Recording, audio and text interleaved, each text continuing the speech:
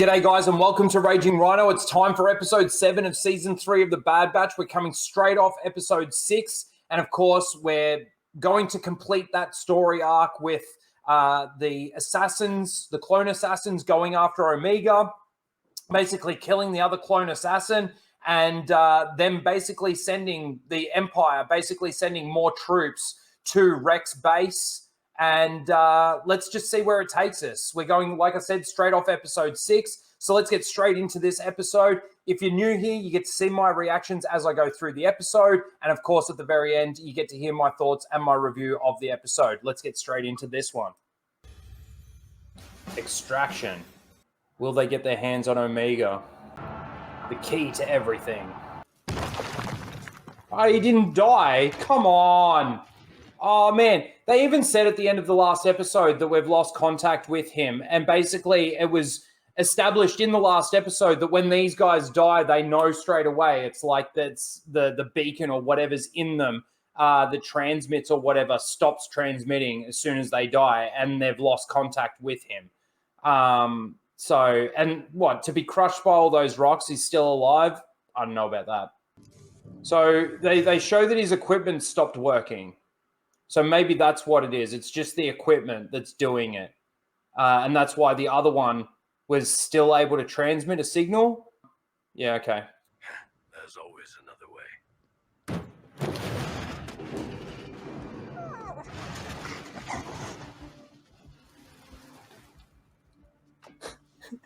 I gotta say, this is where they were holding a prisoner. And there's just... Man, at the time when they all walked out of the room, they basically left him in there alone. If he had just got up and started moving shit around, he could have possibly found the hole and he'd still be alive. There's always another way. This is where the writing just falls over and it's just so stupid. All he got from being crushed by the rocks was a sore shoulder.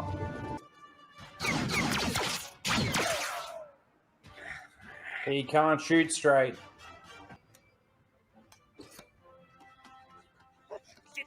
What did she have there?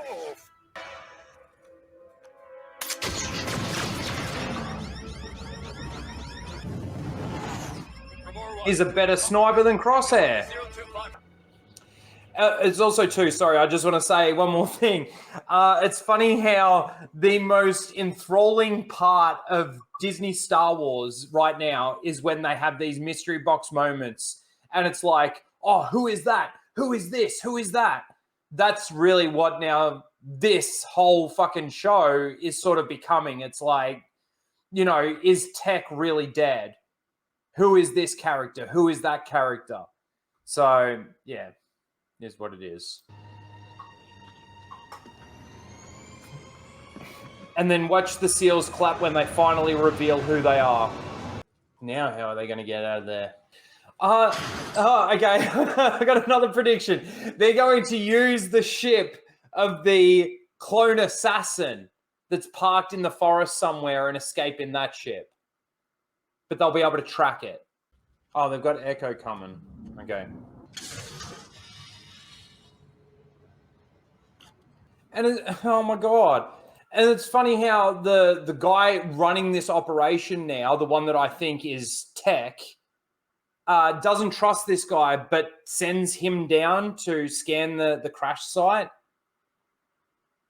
Again, this is another point where the writing just gets stupid. I realized how disposable I was. You're not the only one. Why don't you have this conversation with Hunter? We have a problem. The operative's gone rogue. The operative's gone rogue. He's been rogue the whole time. Didn't his foot get crushed by rocks in that, like the end of the last episode as well? Wasn't it his foot that we saw sticking out? I'll draw his fire. Get to the rendezvous. I don't like that idea. Too bad. That's better from Crosshair. Oh, we got him. Why are they chasing him? The whole purpose of what he was doing so you can get to the rendezvous point.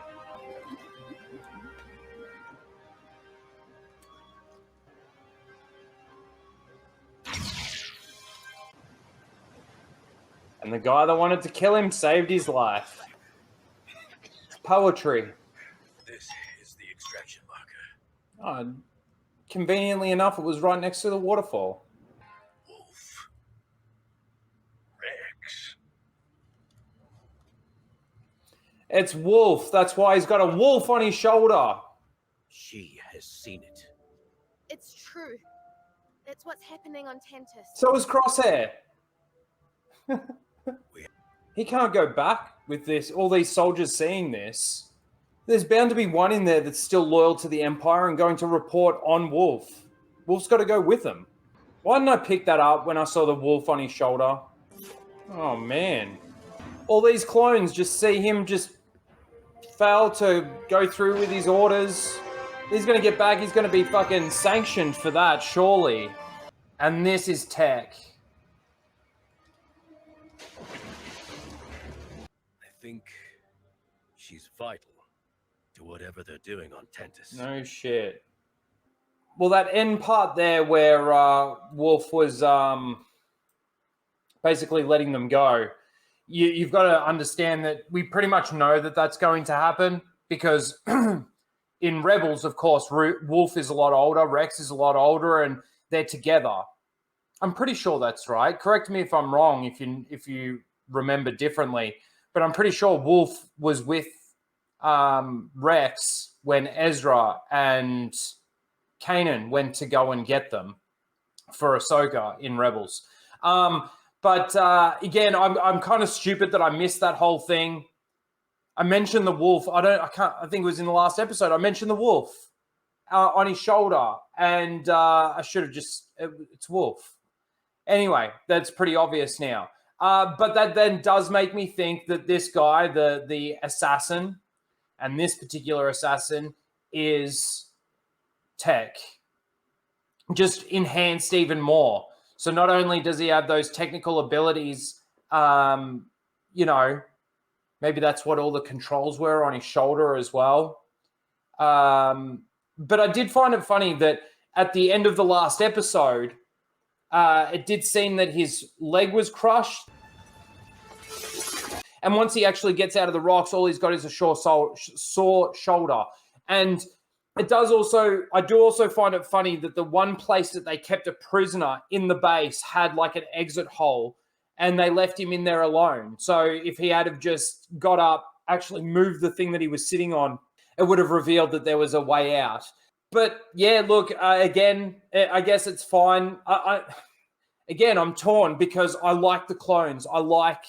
I don't mind this, these sorts of stories within the Star Wars galaxy. The problem is that they're obviously making Omega the one that's so important. Again, she's the key to everything. And it's like Rex said to Hunter there at the end, if you want to know why, they're hunting Omega, you need to find out why she's so important to the Empire.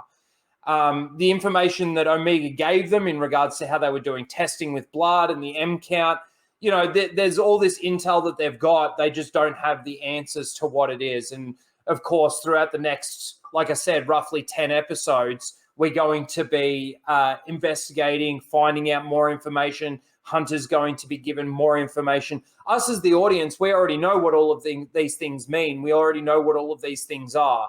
Other than what the clones are that they're specifically making, which, of course, we know is going to lead into the sequel trilogy and justifying either Snoke or justifying Palpatine's return. One or the other, if not maybe both.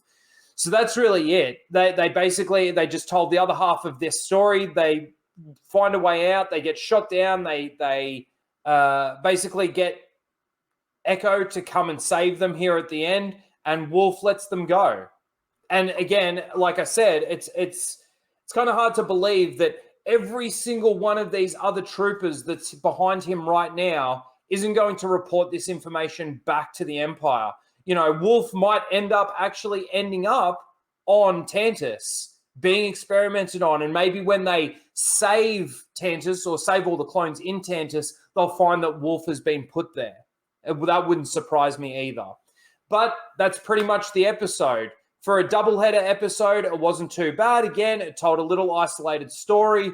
It's not really an isolated story. It, of course, continues the entire thing about Rex trying to find Tantus, save the clones. Omega wants to save the clones. It's all about saving the clones on Tantus and stopping this experimenting that they're doing on all the clones. So who knows what's going to happen with Wolf after this incident. But, Rex got through to him. That's all there really is to it. Let me know what you think of this episode. Let me know what you thought of the doubleheader. Let me know what you think of the season so far in the comments below. Please don't forget to like, share, and subscribe. And we'll see you next week for episode 8. Later, guys.